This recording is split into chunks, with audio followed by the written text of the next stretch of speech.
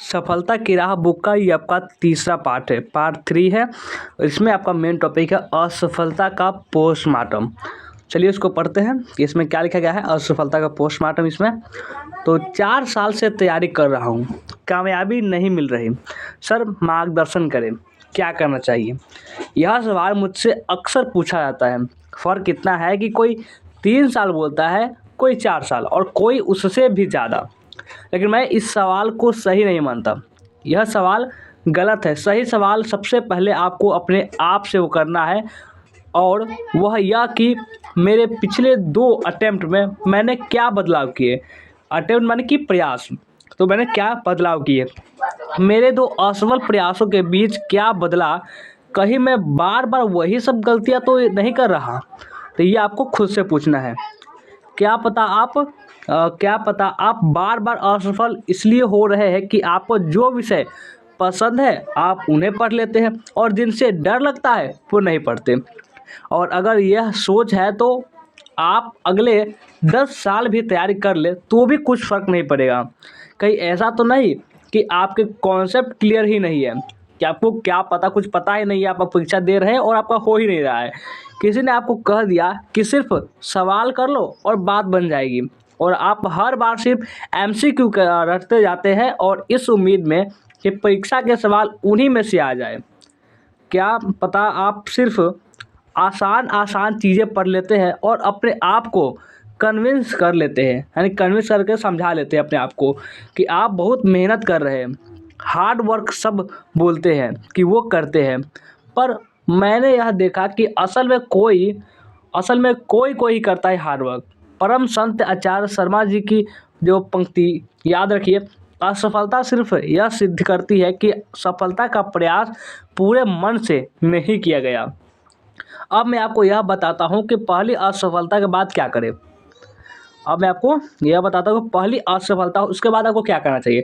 सबसे पहले यह देखें कि आप कितने नंबर में रह गए, कितने नंबर से रह गए, यानी कि उतना सा आपको छूट गया किसी चीज़ में, यानी कि आपका सिलेक्शन लेने से या फिर कोई आपका उतना नंबर आने से।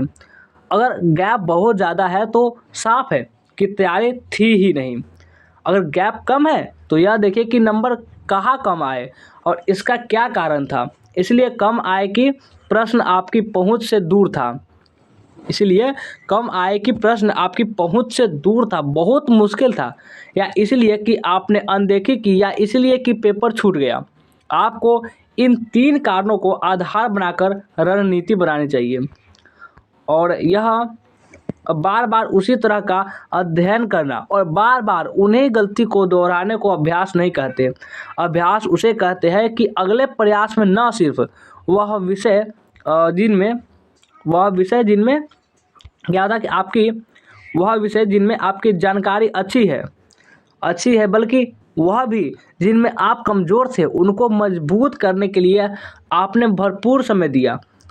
पहले असफल प्रयास के बाद सबक लीजिए, और जिन विषयों में आप सबसे ज़्यादा कमज़ोर हैं उन्हें सबसे पहले पढ़िए। इसलिए तो आपको होता है ना कि फर्स्ट अटेम्प्ट सेकेंड अटेम्प्ट दिया था कि पता नहीं उसको कौन सी गलती है जो आप पहले बार किए थे, उस गलती को नहीं दोहराना है। यही तो मतलब होता है इसका।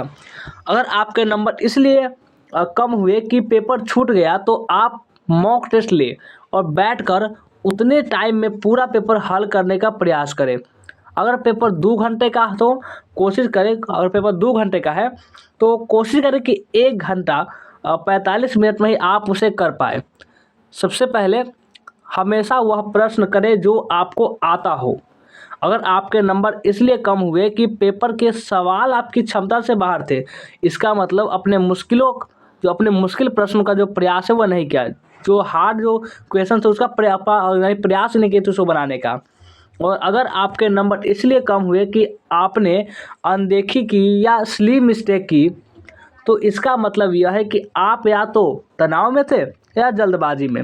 अच्छी बात यह है कि इन दोनों कमियों पर आसानी से काबू पाया जा सकता है। जब आप अपनी कमियों पर काम करेंगे तो निश्चित ही अगले प्रयास में पहले से बेहतर प्रदर्शन करेंगे।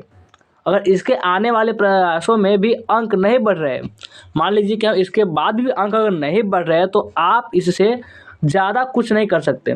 शायद यह परीक्षा आपकी सीमा के परे है, लेकिन यह समझिए कि इसका यह अर्थ नहीं कि सारे रास्ते बंद है। इसका अर्थ सिर्फ यह है कि आप कोई और करियर या एग्ज़ाम का विकल्प देखिए। यानी आपको मान लीजिए आपका एनडीए नहीं हो रहा है, आप पीसीएस दीजिए, पीसीएस नहीं हो रहा है यूपीएससी दीजिए, बहुत सारे एग्जाम का आपका बात करें तो आपको कोई एग्जाम की कमी थोड़ी नहीं है इंडिया में। अपने आप को मानसिक रूप से मजबूत बनाइए। अगर आप एकदम श्योर है कि आपने अपना 100% दिया और कई बार दिया, ऐसा नहीं कि आपने एक ही बार 100% दिया, हमेशा 100% दे रहे हैं और परंतु फिर भी आशातीत परिणाम नहीं मिल रहा है, यानी जो हम चाह रहे हैं वो नहीं मिल रहा है, आप इससे ज़्यादा कुछ और नहीं कर सकते, तो निश्चित ही आपको अन्य विकल्प खोजने चाहिए। यानी कोई और कर लेंगे, ये नहीं हुआ तो वो नहीं, तू नहीं कोई और सही, वो वाला बात हो जाएगा। सबसे अच्छा यह है कि एक समय निर्धारित करिए कि आपको अधिकतम कितने वर्षों तक तैयारी करनी है, प्रिपरेशन करनी है, उसके बाद रुक जाना है, उसके बाद हम दूसरा कुछ देखेंगे। याद रखिए, परीक्षा में असफल होना और जीवन में असफल होना दो अलग अलग बातें हैं। कई बार स्टूडेंट कहते हैं कि सर मैं 1 या 2 नंबर से रह गया। नहीं, मैं इसको नहीं मानता। आप 1 नंबर से इसलिए रहे कि आपका कट ऑफ से 1 नंबर कम था। आप 1 नंबर से इसलिए नहीं रहे कि वास्तव में आपकी तैयारी सिर्फ 1 नंबर जितनी ही थी। अगर कट ऑफ ज़्यादा होती तो आप और ज़्यादा नंबर से रह जाते। तब क्या आप यह कहते, बोलिए, क्या आप यह कहते कि सर मैं 25 नंबर से रह गया? अगर पेपर 100 नंबर का है तो आपकी तैयारी 100 नंबर लाने योग्य होनी चाहिए थी।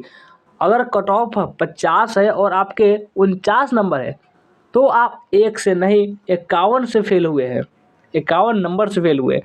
कई बार जब आप कट ऑफ कम होती है तो हमें यह गलतफ़हमी हो जाती है कि जैसे हमारी तैयारी अच्छी थी। उम्मीद है मैं जो चाहता था आप तक पहुंच पाया। तो ये जो आपका था तीसरा पार्ट, आपका सफलता के राह का तीसरा पार्ट कैसा लगा आप हमें कमेंट करके ज़रूर बताएंगे। और वीडियो को लाइक नहीं किया हो लाइक कर देंगे, जल्दी से लाइक भी कर देंगे, शेयर भी करेंगे, जो भी नए बच्चे होंगे इस चैनल को सब्सक्राइब भी कर लेंगे।